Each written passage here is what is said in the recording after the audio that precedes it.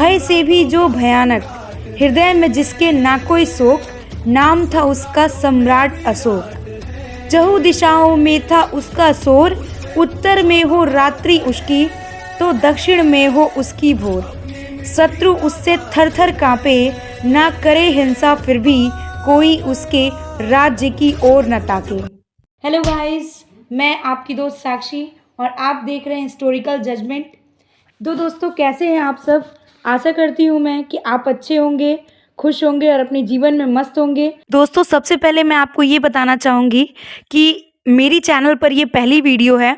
इस वीडियो में हम चर्चा करेंगे कि क्या अशोक का शस्त्र त्यागना सही था। चलिए तो बिना देरी किए हम इस वीडियो की शुरुआत करते हैं।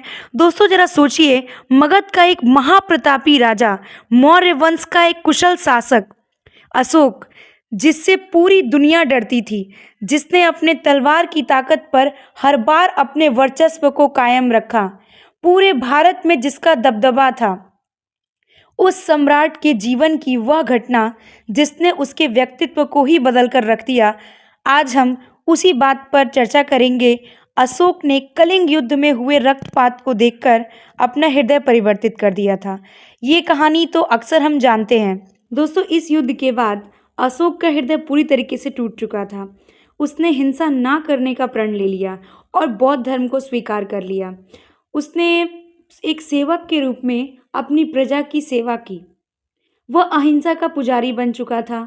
एक राजा की सबसे प्यारी वस्तु उसके शस्त्र होते हैं, लेकिन अशोक ने उन शस्त्रों का भी त्याग कर दिया।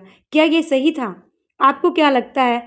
आप मुझे कमेंट सेक्शन में ज़रूर बताएं और इसी वीडियो में हम इसकी पूरी चर्चा करेंगे, तो आप वीडियो के लास्ट तक बने रहें। दोस्तों, मुझे ऐसा लगता है कि बौद्ध धर्म को स्वीकार करने के बाद भी अशोक को अपने शस्त्रों का त्याग नहीं करना चाहिए था, क्योंकि इससे कहीं ना कहीं उसकी प्रजा तथा आसपास के राज्यों में उसका भय खत्म होने लगा और शायद यही उसके वंश के विनाश का एक कारण भी रहा होगा। ऐसे कारण तो और भी हैं, पर मुझे ऐसा लगता है कि शायद ये भी कहीं रहा हो।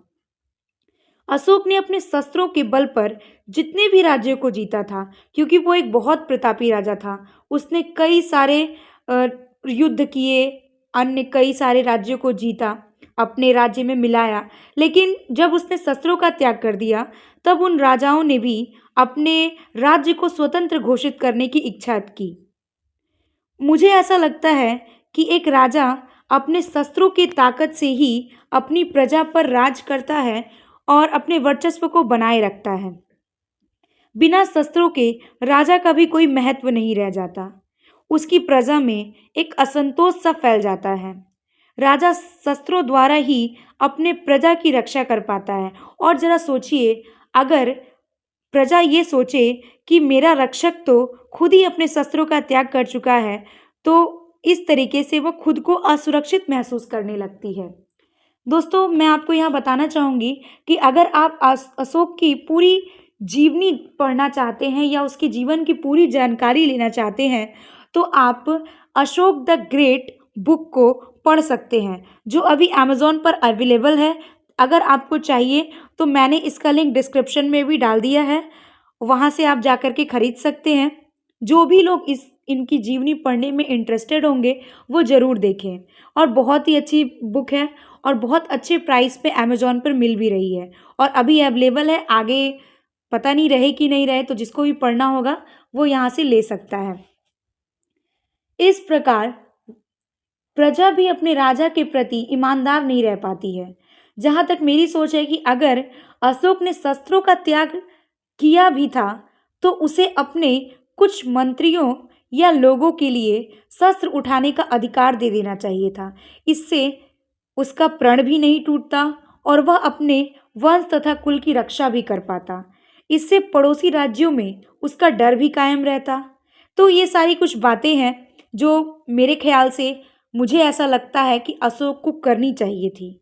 ये तो मेरी कुछ राय भारत के एक महान सम्राट के जीवन को लेकर, लेकिन आप भी अपनी बात रख सकते हैं इस मुद्दे पर। आज मुझे कमेंट में ज़रूर बताएं कि आप इस बारे में क्या सोचते हैं।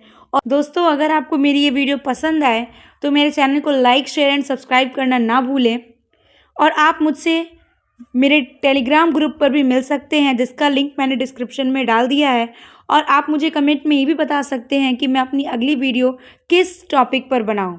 Okay then, bye bye guys, मिलते हैं अपनी ऐसी ही एक और वीडियो में। Thanks for watching.